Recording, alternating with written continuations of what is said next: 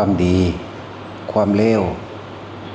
มันบ่ได้ขึ้นอยู่กับผู้อื่นให้ค่าหรือด้อยค่าเฮาเด้อ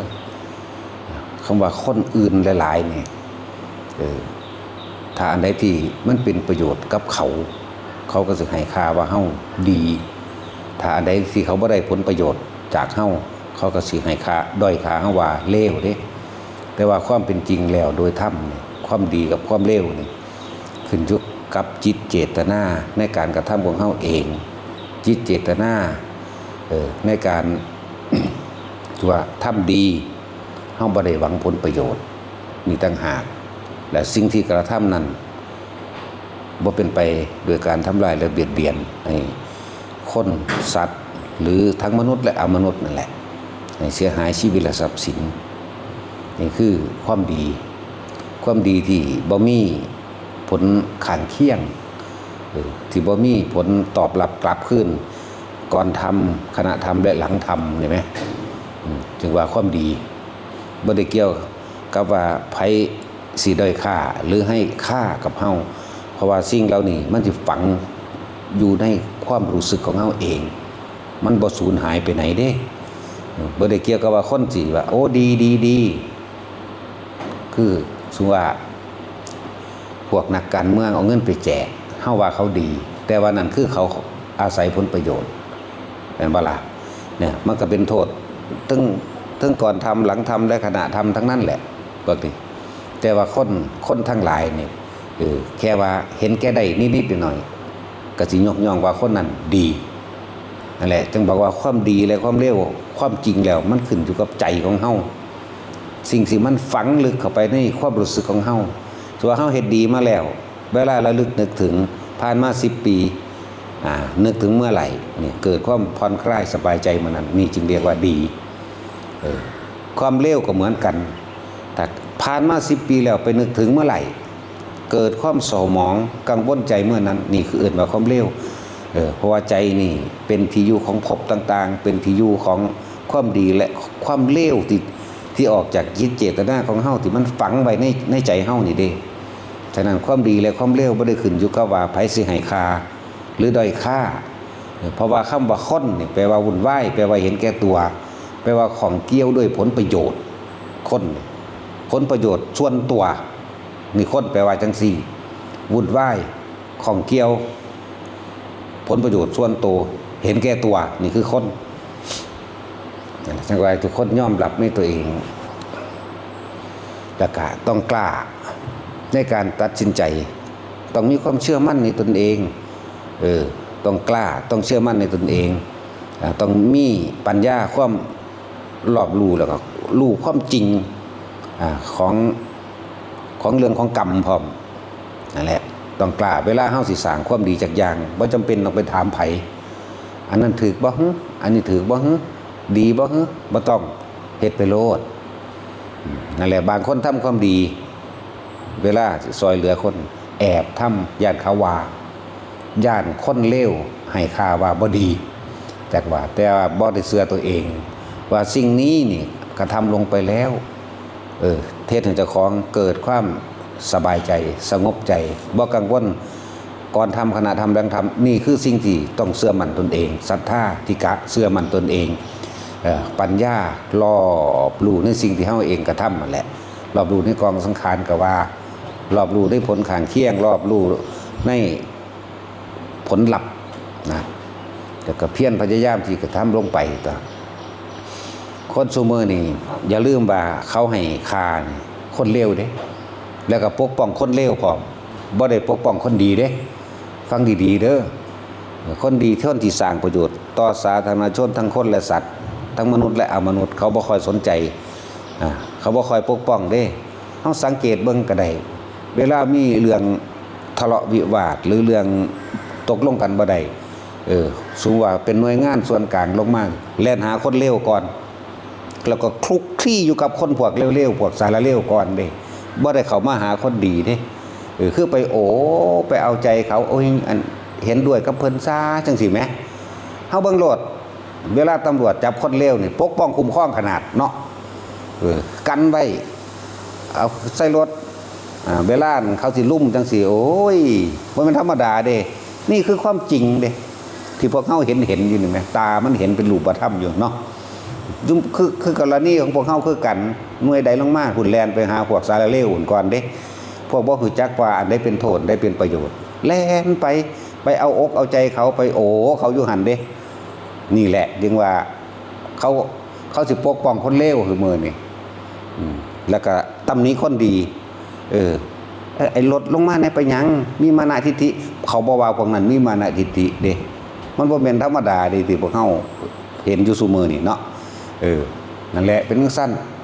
นี่คือความจริงที่ชีวิตเฮาประสบอยู่ฉะนั้นการที่สิพึ่งพาผู้ใดนั้นไม่ต้องหลักการเดียวของพระพุทธเจ้าเฝ้าถูกต้องแล้วอัตติอัตโนนาโถแต่ว่าเฮามั่นใจว่าเฮาไม่เบียดเบียนทำร้ายผู้ใดอยู่แล้วแต่ว่าเฮาก็ไม่ยอมให้ใครมาเบียดเบียนทำร้ายเราเหมือนกันฉะนั้นเฮาจึงต้องปกป้องตนเองนะบ่แม่นให้ผู้อื่นมาปกป้องหรอกบ่มีผู้ใดเอาความยุติธรรมมาให้เฮาได้เราสร้างเองเราพึงรักษาเองเด้อเราสร้างเองพึงรักษาเองแล้วสิไปเกรงใจใครก็ในเมื่อไม่เคยไปเบียดเบียนทำร้ายผู้ใดเลยนี่แหละให้มั่นใจตัวนี้และความดีอันนี้สัจจะอันนี้สิปกป้องคุ้มครองเฮาเองจึงเรียกว่าทำย่อมรักษาผู้ประพฤติธรรมหรือผู้กระทำตามความเป็นจริงนี่ด้วยสัจจะนี่สัจจะตัวนั้นย่อมเป็นบุญญาฤทธิ์กลับมาปกป้องคุ้มครองเราเองโดยไม่ต้องไปอาศัยใครอย่างว่าเฮาสังเกตเด้อเวลาคนร้ายบ้างระเบิดแลนไปเอาใจเขาให้ปณีประนอมอมซ้อมแล้วก็ยังส่วนโจรผู้ร้ายทำลายฆ่าคนมากหาคน10 คนก็สร้าง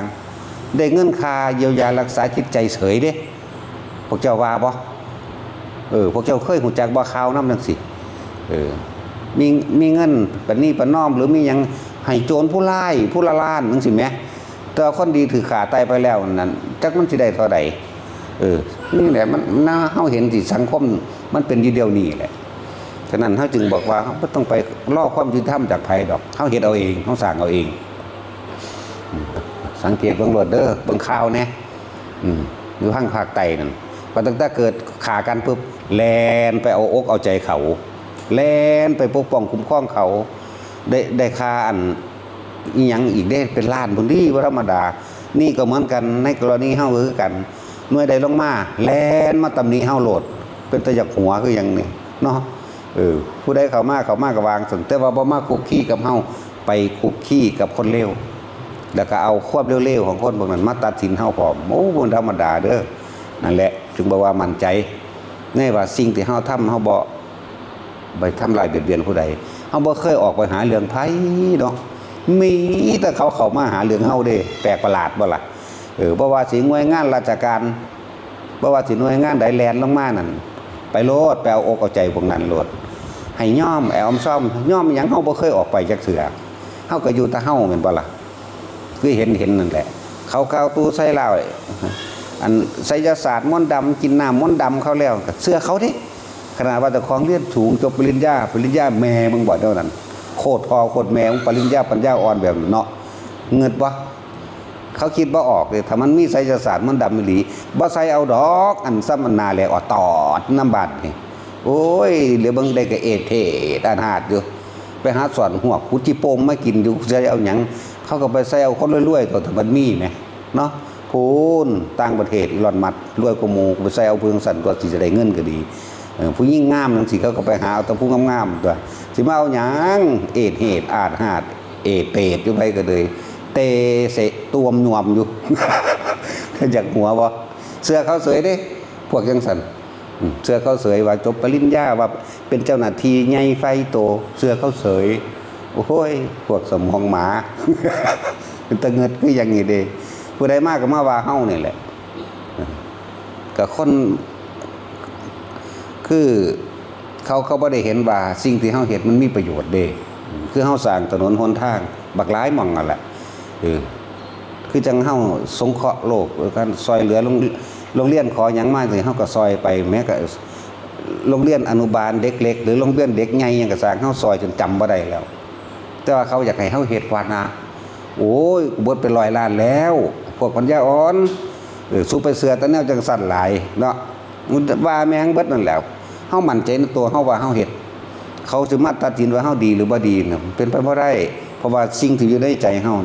นี่ดอกก็ว่าใจเฮาเป็นที่รองรับดีและเลวเฮารู้ในเฮาเองบ่แม่นดีเขาว่าดีบ่แม่นเลวเขาว่าเลวเด้บ่ได้เกี่ยวกับไผเด้ขึ้นอยู่กับตนเองเด้อพวกเจ้าสังเกตเบิ่งโลดเด้อพอกินยาบ้าฆ่าคนฆ่าฮอดพ่อฮอดแม่ปกป้องคุ้มครองไว้เนาะกันไว้บ่ให้อันคนไปทำลายแม่เป็นเงินบ่เหมือนกันเลยจริงๆพวกฆ่าคนวางระเบิดฆ่าคนตายอยู่ทางนั่นก็คือกันปกป้องไว้คุ้มครองเขาเด้แถมซ้ำให้เงินอีกโอ้เอาไปมาเฮาก็ฆ่าแมงคือเขาตำแหน่งจังสิได้ จังซั่นแล้วแต่อยากหัวหลายก็เลยโดยเป็นสมัยพระเจ้าปัดเสนมึงได้ตัดข้อถิ่มเบิดบ่ดีแม่นบ่ตัดเลยบ่ต้องไปลงหยังพระเจ้าตากมันนี่ก็ตัดเลยพระเจ้าอโศกมันนั่นเมียนมันต้องจังซี่มันว่าแม่นโอกันอยู่หั่นเฮ้ยเว้ามาแต่ศูนย์นั่นแหละจังว่าให้พวกเฮานั่นน่ะสังเกตตนเองสิ่งใดที่เฮาตั้งใจจิตเจตนาเฮามันสิอยู่กับเฮาใจนี่เป็นที่รองรับบาปใจนี่เป็นที่รองรับบุญใจนี่เป็นที่เกิดแห่งภพใจนี่เป็นที่เกิดแห่งชาติเด้บ่ได้ขึ้นอยู่กับผู้อื่นสิให้ค่าเฮาเด้อบ่แม่นคนอื่นให้ค่าว่าดีแต่จริงๆแล้วแต่ของเลวให้ค่าว่าเลวแต่ว่าจริงๆเจ้าของดีนั่นบ่ต้องไปสนใจบางหันพวกเจ้าบ่เห็นบ่ซุมื้อนี่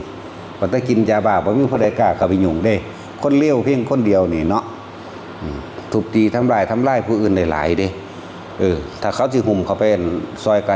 กำจัดนี่ปกปักรักษาเงิดหลายเนาะนั่นแล้วตั้งว่าเอาคือประเทศจีนน่ะนะเนาะการสิปราบคอร์รัปชันทุจริต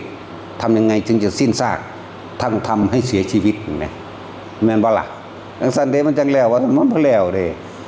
จังซั่นหลายอย่างที่เฮาเบิ่งมาแล้วฉะนั้นโลกนี้น่าเบื่อหน่ายเด้อไผก็ดีน่าเบื่อหน่ายเพียรพยายามเร่งเอาเจ้าของโลดมาสรุปเอาบัดนี้เห็นแก่ตัวด้วยไม่กลับมาทำร้ายเบียดเบียนผู้ใดอีกตลอดอนันตกาลโลดเอาเฉพาะตัวเองให้มันหลอดไปเลยเห็นแก่ตัวนี่บ่แม่นเห็นแก่ตัวแบบสิไปทำลายไผเด้กูต้องเอาตัวเองออกจากวัฏสงสารอันนี้ให้ได้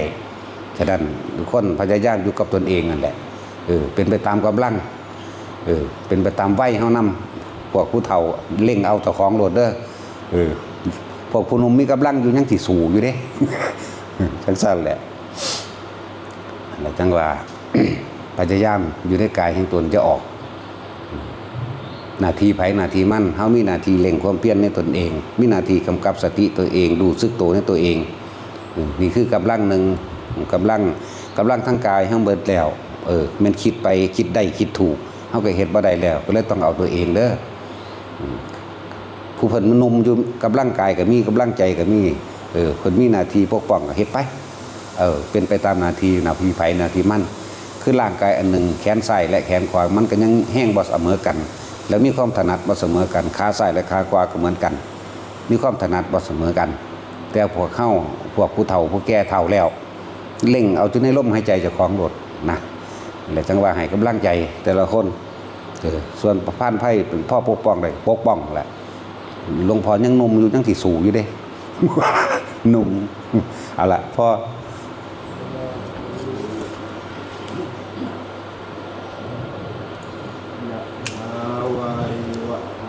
ปุราตะอุเรนติสาสะตังเววะมูวะติโตภินัสเสตาสังตัปปะเต